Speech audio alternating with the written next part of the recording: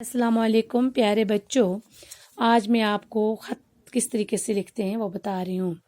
अपने दोस्त को ख़त लिखेंगे, उस बीमार दोस्त को ख़त किस तरीके से लिखेंगे। सबसे पहले जगह का नाम लिखेंगे, फिर डेट लिखेंगे, फिर दोस्त का नाम, माय डियर आमिर हुसैन अस्सलामु अलैकुम। यहाँ से हम स्टार्ट करेंगे।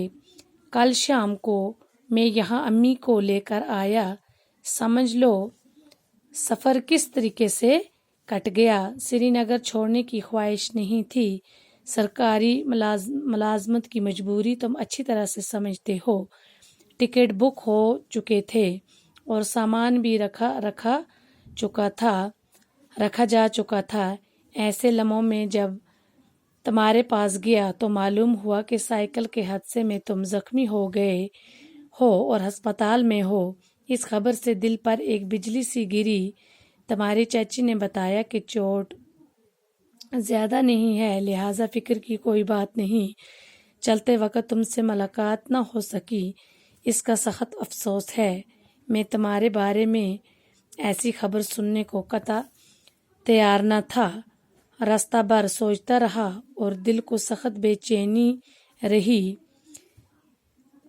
अब यहाँ से हम दूसरा पैरा स्टार्ट करेंगे।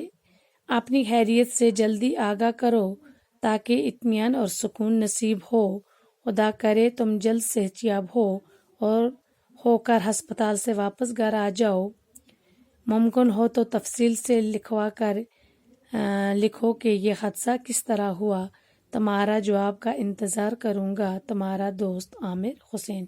तो इस तरीके से आपको ये ख़त लिखना है। तो बच्चों, आप इसको अपनी नोटबुक पर लिखेंगे या स्क्रीनशॉट भी उठा सकते हैं, तो आपको एग्ज़ाम में कोई भी प्रॉब्लम नहीं होगी। जब आप ये बार बार लिखेंगे किस तरीके से ख़त लिखते हैं, तो आपको एग्ज़ाम में कोई भी मुश्किल नहीं होगा। तो बस आज के लिए इतने काफ़ी है। वस्सलाम।